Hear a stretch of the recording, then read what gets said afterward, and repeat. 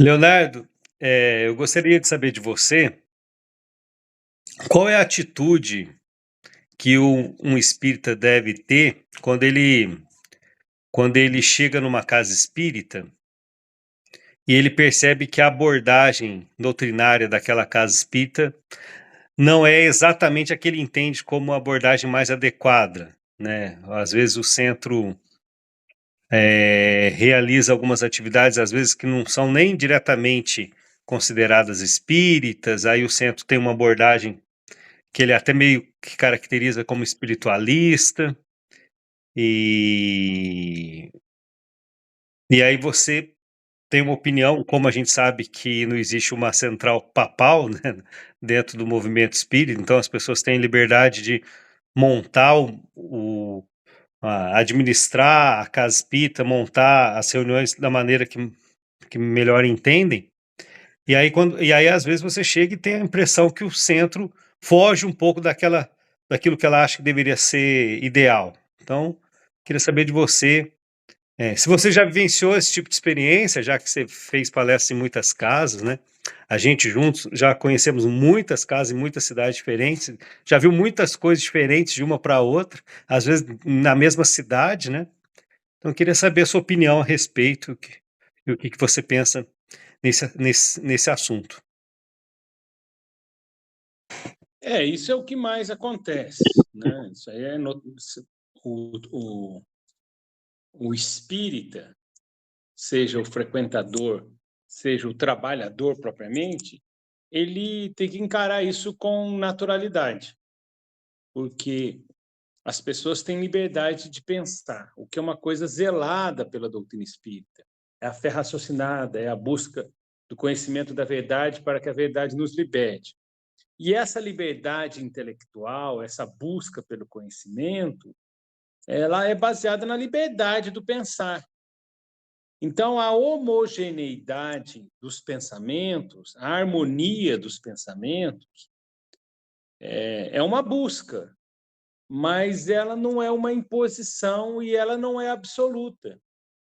Quer dizer, você colocou muito bem, a gente não tem uma organização papal que imponha o pensamento correto, a chamada ortodoxia, e não necessariamente vai ser o pensamento mais correto. Esse já foi um erro cometido por várias denominações no passado.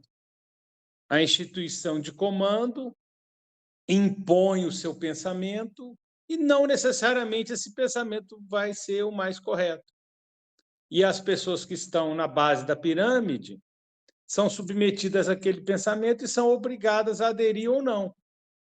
Então, você muitas vezes pode ter uma opinião um pouquinho diferente, mas abraçar majoritariamente aquela linha de pensamento.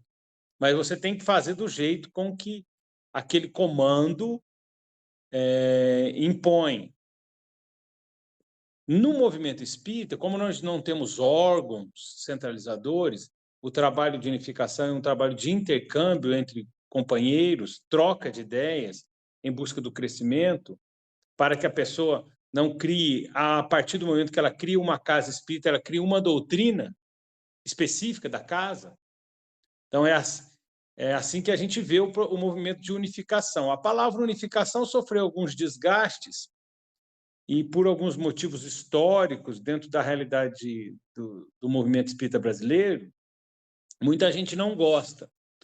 Mas, se você for pensar bem, Allan Kardec, já com outras palavras, já difundiu isso.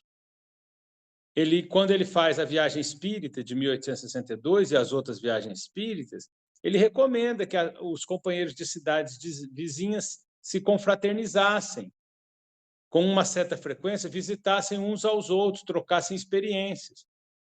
E isso faria com que você tivesse, não deixa de ser, um controle da concordância universal do ensino dos espíritos. O que vocês estão estudando? Que deduções vocês tiveram? Seja do fenômeno mediúnico, seja das obras já publicadas. Então, essa homogeneidade em busca do conhecimento é super importante, porque um indivíduo está estudando uns livros, eu estou estudando outros. Mas isso não é imposto, isso é conquistado. E, obviamente, isso não vai atingir um nível de homogeneidade absoluta que seria impossível. Seria impossível pela própria natureza humana. Seria muito artificial. E todas as vezes que o homem exagera nessa busca dessa harmonia, ele cai na busca de um uniforme, realmente, de uma uniformização. Então, a unificação nunca será uma uniformização. Bom, dito isso, veja bem, nós temos que encarar isso com uma certa naturalidade. Então, é esperado que a gente encontre algumas pequenas variações de casa a casa. É esperado. Pelas pessoas serem diferentes, porque a gente não tem rituais, então a gente não tem um protocolo de atividades obrigatórias que toda reunião deve cumprir. Então, é natural que cada reunião tenha o seu estilo, que cada grupo tenha a sua ênfase. E isso, mesmo nas doutrinas que tem um órgão central, você percebe. Porque são reuniões de pessoas diferentes.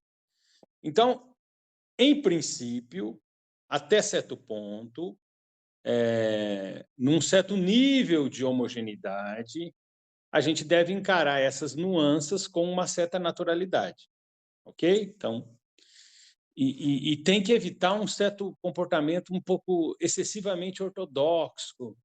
Quer dizer, você bota defeito em tudo, você chega num certo... Isso não é muito bom, isso não é muito fraterno, isso não é muito positivo também.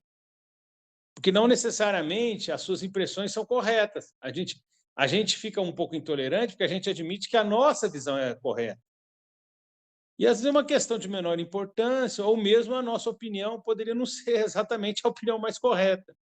Então a gente tem que ir um pouco devagar com isso.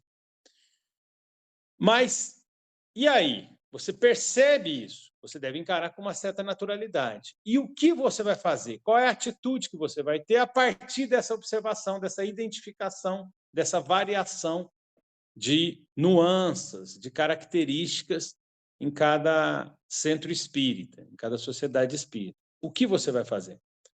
Eu diria o seguinte: depende. Depende da maneira com a qual você está chegando, você está adentrando a casa espírita. Você está indo como um frequentador? Você está fazendo uma visita para conhecer uma casa espírita? Por que você está indo naquela casa espírita?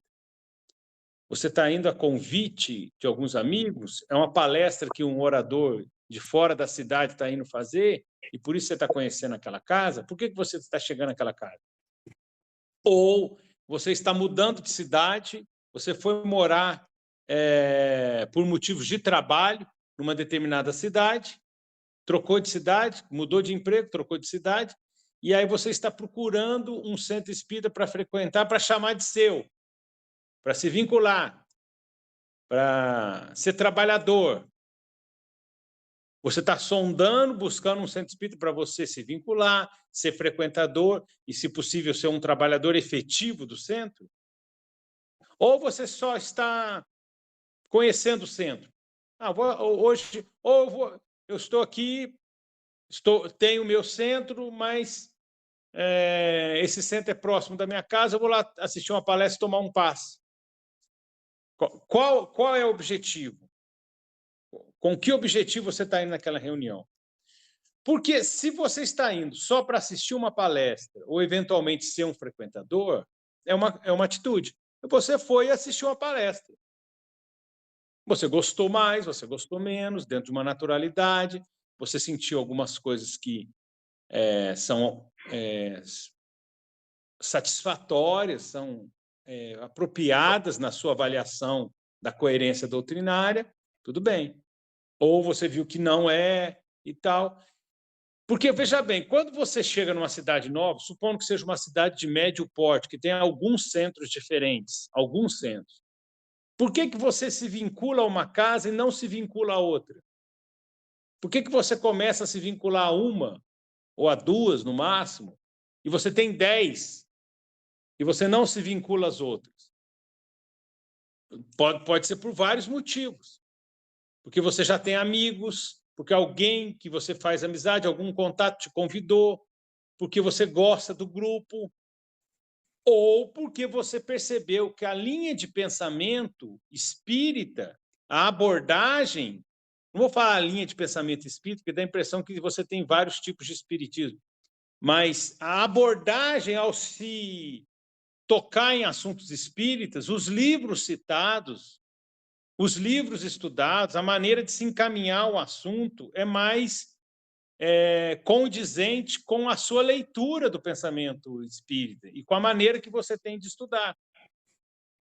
Então, às vezes você fala assim, eu vou ficar nessa casa espírita porque eu gostei mais do pessoal, achei o pessoal mais bacana, senti uma certa sintonia, uma certa afinidade por ele, travei relações de amizade, já comecei a fazer amizade, é um pessoal que eu gostei do clima, do centro, isso tudo influencia o aspecto humano, mas também tem um aspecto doutrinário, aspecto do pensamento espírita. Você fala, olha, eu acho que essa casa espírita é mais séria, estuda com mais seriedade esse assunto. Então, veja bem, se você vai assistir uma palestra só para conhecer, você foi só para conhecer. E você tomou passe, você assistiu a palestra, e ok, cumprimentou as pessoas, muito bem. Um outro dia que tiver uma outra oportunidade, você vai. E se você não gostou muito, você não gostou muito. Agora, se você está procurando uma casa espírita para ser um frequentador, é de se imaginar que você vai selecionar a casa, e eventualmente um trabalhador, você seleciona a casa pela afinidade pessoal e pela afinidade doutrinária. Porque se tem uma casa que você não sente uma simpatia, uma certa amizade, uma certa afinidade, um calor humano, você também não se sente bem mesmo que você tenha uma afinidade doutrinária. Então, é uma afinidade de pensamento espírita, uma afinidade pessoal, que é mais ou menos o que define, além de outros fatores da vida social nossa. Por exemplo, às vezes a casa espírita, os dias que ela tem as reuniões, são dias que você trabalha, que você não tem um horário disponível. Ou aquela casa espírita que você gosta mais, ela é muito longe da sua casa. É fora de mão para o seu transporte, para a sua locomoção. Mas muitas vezes a gente vai na casa espírita mais longe, mais de difícil acesso, porque a gente prefere. E não vai naquela que é mais próxima à nossa casa, à nossa residência, ou ao nosso trabalho, porque você se sentiu bem em relação ao pensamento, ao estudo e às amizades. Então, eu imagino que, se você está selecionando uma casa espírita para trabalhar, deve ser uma casa espírita que tem uma compreensão. Não só que você percebeu que não tenha erros doutrinários da maneira que você vê, mas que você perceba que você possa dar uma contribuição e que a sua contribuição é bem-vinda, que você se sente útil. Então, é uma via de duas mãos. Você aprende e você fornece alguma coisa, você sente uma sintonia, você se integra ao grupo com mais facilidade. Agora, se você chegou numa casa espírita como palestrante convidado, é um pouco diferente. Também é interessante falar sobre isso. Você é um orador espírita, você é um palestrante espírita, e você está sendo convidado para fazer uma palestra, para ministrar uma palestra numa casa espírita, num centro espírita, que ficou sabendo do seu trabalho, e que ou você recebeu uma indicação, mas que não é a casa espírita sua, o centro espírita que você está lotado ou alocado, a casa espírita que você está militando de forma mais consistente no trabalho doutrinário. Você foi convidado e, eventualmente, você pode ser novamente convidado no turno, no intercâmbio entre oradores. Então, é natural que numa casa espírita que você vai menos frequentemente, você tenha menos influência sobre alguns hábitos, algumas peculiaridades daquela casa. E não é interessante, não é simpático, e eu diria talvez até não é muito inteligente, que você, ao perceber algo que você não concorde muito, você já vai logo de cara manifestando e se indispondo contra aquilo. Só se foi uma coisa muito chocante, só se você sentiu uma oportunidade, é uma coisa muito chocante, muito grave, e de repente você sentiu que era para falar, porque era uma coisa muito grave. Mas dentro de questões de menor importância e questões em que você percebe uma sutileza, Na maioria dos casos, aí a pessoa tem que ter aquele bom senso, aquela noção para ver quando é apropriado ou não, ou quando é que a opinião dela é solicitada pelo dirigente que a convidou, ou pelos dirigentes que a convidaram, que às vezes a opinião dela não foi nem solicitada. Então, é ruim você ficar nessa postura de o inquisidor, eu sou o conhecedor da doutrina, ou doutrinador, e os outros não sabem nada. E eu vou chegar e vou botar reparo em tudo, porque eu vou ser o purificador do pensamento espírita. Nós não conseguiremos corrigir tudo aquilo que a gente acha errado no movimento espírita. Nós não conseguiremos encaminhar tudo em casas espíritas que a gente, principalmente em casas espíritas que a gente não tem uma atuação, que a gente não está vinculado. Aliás, mesmo na casa espírita na qual a gente está vinculado, a gente não impõe camisa de força nas pessoas, a gente não consegue dominar o pensamento das pessoas, e nem é para fazer isso. Porque você tem que fomentar uma liberdade intelectual. Então, é um processo educacional mais profundo que a doutrina espírita propõe. Então, você dá a sua parcela de contribuição. É claro, se você selecionou uma casa entre casas, quando você teve essa opção, você, em princípio, deve ter selecionado uma das que estão mais adequadas à sua maneira de pensar. Mas isso não quer dizer que você vai ter todas as pessoas pensando em todos os temas doutrinários como você pensa. E que você vai corrigir eventuais erros com facilidade. Então, você vai fornecendo a sua contribuição. Você vai ajudando a casa apropriadamente, aumentando a sua cota de trabalho e a qualidade do trabalho doutrinário que você desenvolve naquela casa. E lenta e gradualmente, a sua influência, se for de boa qualidade, é esperado que ela consiga gerar algum impacto na qualidade geral doutrinária, se você fizer um trabalho de boa qualidade. Então, você se preocupa com o seu trabalho e tenta, de uma forma lenta e gradual, fornecer aqueles subsídios para uma melhoria de qualidade, se você percebe que tem algumas situações, algumas temáticas, cujos hábitos, ou as pregações, ou as crenças, ou as divulgações não são muito apropriadas. Mas a gente tem que tomar um certo cuidado, Dudu, porque eu sei que isso é uma frase até de jogador de futebol, mas ela tem um fundo de verdade. Eu sei que o pessoal exagera na utilização dessa colocação, praticamente desse ditado popular, mas ele tem um fundo de verdade que a gente deve considerar em algumas situações. O pessoal fala assim, se nem Jesus agradou a todo mundo, como é que eu vou agradar?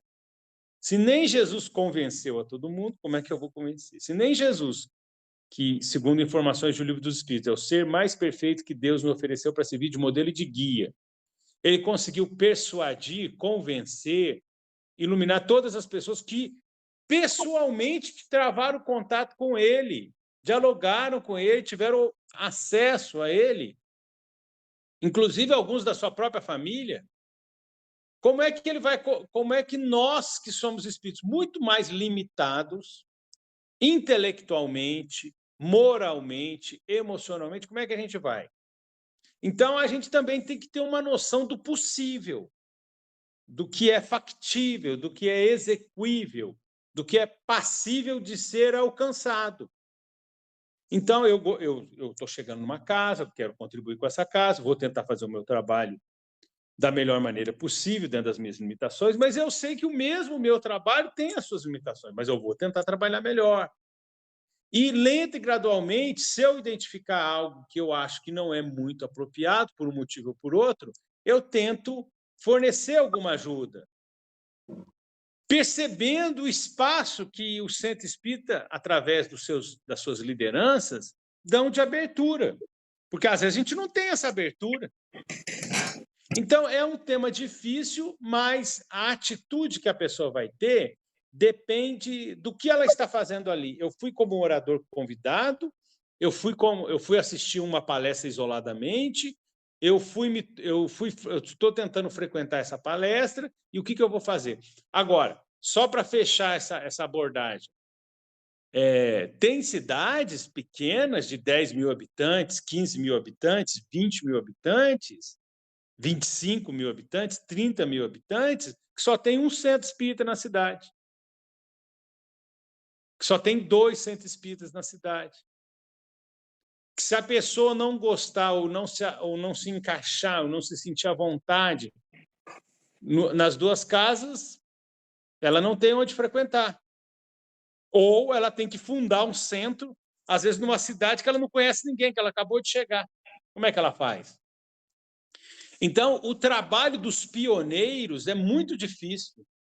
É muito, eu diria, eu não gostaria de usar essa palavra sofrido, mas é cheio de percalços. A palavra sofrido talvez seja uma palavra exagerada, mas é um trabalho difícil, duro. Por quê? Porque você vai fundar um centro espírita numa cidade de 5 mil habitantes, 10 mil habitantes, com pouquíssimos espíritas, criando reuniões que praticamente só vai a sua família, às vezes nem a sua família vai. Tem poucas pessoas. Começa um grupo com 3 pessoas. Tem cidades, isso aí é uma situação de várias localidades do Brasil e da América do Sul também. A pessoa vai trabalhar 50 anos, 60, 70 anos no centro espírita até desencarnar naquela cidade. E, às vezes, o número de pessoas não aumentou tanto em 100 anos de trabalho assíduo numa cidade muito pequena. Uma coisa é uma cidade de 100 mil habitantes, outra coisa é uma cidade de 10, 15, 20 mil habitantes. Eu estou dizendo isso porque, por exemplo, eu vou morar numa cidade de 10 mil habitantes. Às vezes eu não vou ter 10 centros para escolher aquele que melhor se ajusta à minha linha de pensamento. Qual que é o tamanho da cidade? Ou eu vou deixar de frequentar na minha cidade de 10 mil, 15 mil habitantes, vou frequentar na cidade vizinha. Quem é que faz isso? Depende da distância das cidades, né? Se você está numa regiãozinha que tem várias cidades, uma emendadinha na outra, ou com uma distância muito pequena, e você tem um carro bom, e você tem disponibilidade de tempo, enfim, e de situações de vida, mas muitas vezes a pessoa não tem. Às vezes a pessoa não sabe dirigir, não tem carro. Às vezes a cidade dela está isolada, ela é pequena e a cidade vizinha mais próxima, que tem um centro espírita, está muito longe. O que a pessoa faz?